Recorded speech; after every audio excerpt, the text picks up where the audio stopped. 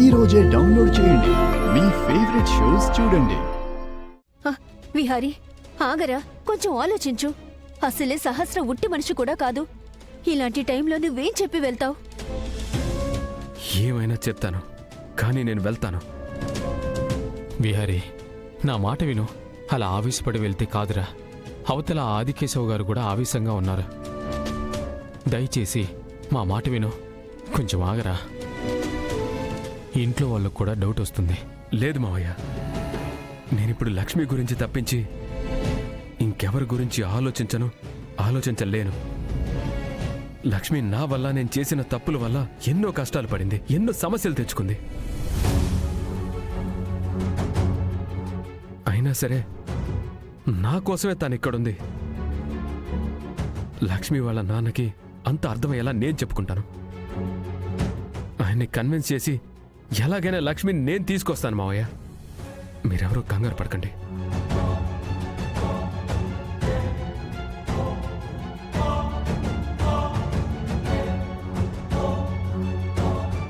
లక్ష్మితో పోల్చుకుంటే నా అసలు కష్టాలే కాదు. లక్ష్మికి పెళ్ళయింది, కానీ తన భర్త ఎవరో చెప్పుకోలేదు.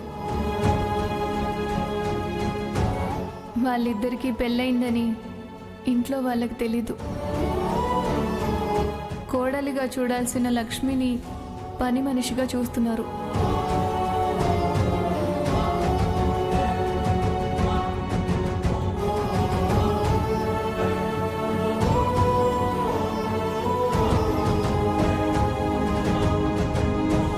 విహారీ, నా మాట వినరా. మావయ్య ప్లీజ్ నన్ను వెళ్ళనివ్వండి. అది కాదురా.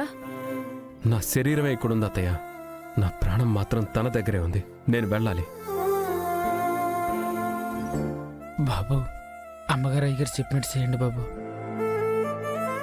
కావాలంటే లక్ష్మి వాళ్ళ నాన్నతో మేం మాట్లాడతాంరా. మావయ్య, ఈ సమస్యలకు కారణం నేను. వీటిని తీర్చుకోవాల్సింది నేనే వెళ్తాను, నేనే మాట్లాడతాను. ఏమని మాట్లాడతావురా? ఏమో తెలీదు అత్తయ్య, కానీ మాట్లాడతాను. వాళ్ళు కన్విన్స్ అయ్యేలా మాట్లాడతాను. వాళ్ళు నన్ను క్షమించి లక్ష్మి నాతో తిరిగి పంపించే వరకు మాట్లాడతాను. బాబు, లక్ష్మి మీద పల్లెటూరు. అక్కడ వాళ్ళంతా అంత తేలిగ్గా మీ మాట వినరు బాబు. అవునరా, మాకు కొంచెం టైం ఇవ్వు. మేం వెళ్ళి లక్ష్మి వాళ్ళ నాన్నతో మాట్లాడి లక్ష్మి తిరిగి వచ్చేలా చేస్తాం. మావయ్య, మీరెవరు వెళ్ళినా లక్ష్మి వాళ్ళ నాన్న మీ మాట వినరు. మరి నీ మాట వింటారా? వినే వరకు వెయిట్ చేస్తాను. ఎందుకంటే వాళ్ళ కూతురిగా గతి పట్టింది నా వల్లే కదా. నేనే ఓర్పుతో ప్రయత్నం చేస్తాను. నన్ను అడ్డుకోవద్దు. విహారీ, ఆగరా. ఒక్క నిమిషం నా మాట విను.